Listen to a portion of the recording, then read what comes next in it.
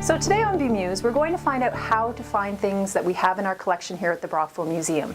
Like all museums, at the very most, we have 20% of our collection out on display at any given time. When we started the Open Drawer project back in 2013, we took on this huge project to digitize the collection. We wanted to not only make it searchable for those who work in the museum, but for anybody all over the world to go through our website and find out what we have. So today, we're going to walk through that process so that you can check it out for yourself when you get back home. All right.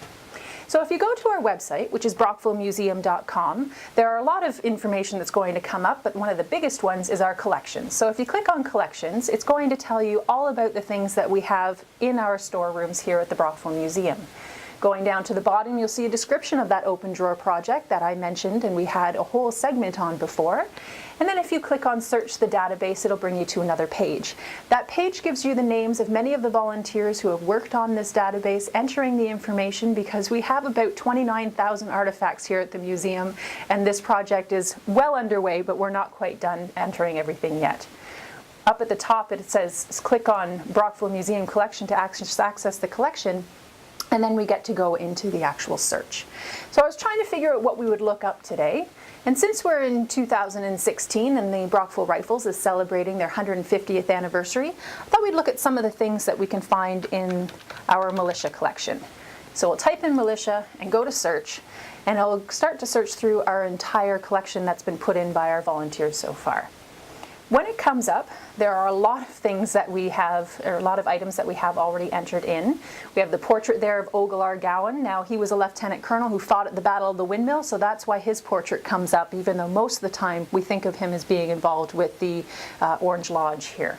But the second thing is one of our favorite things in the entire collection, and it's a military uniform that was used sometime between 1863 and 1871.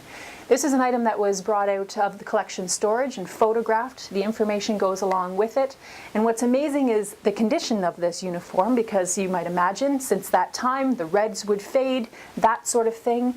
But it actually tells a pretty amazing story of those volunteer militiamen who would have been given this uniform, because up until this point you were given a stipend, a little bit of money to make your own uniform yourself. This was one of the first ones that was manufactured just for the militia.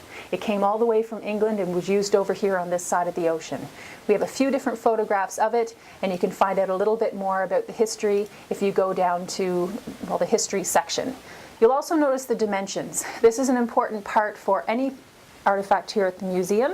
Everything gets measured by our volunteers when they're taken out for cataloging or for photographing, so we have an idea of how big they are. And you'll also find this object when you put it through other keyword searches like military.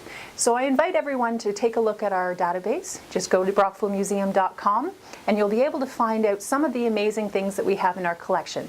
Not everything is photographed yet, but there are tons of items that have been entered in. Photographing is ongoing, and so is entering things into our database. And thank you so much to all of our volunteers and everyone else who's been helping to make this possible. And that's it for today.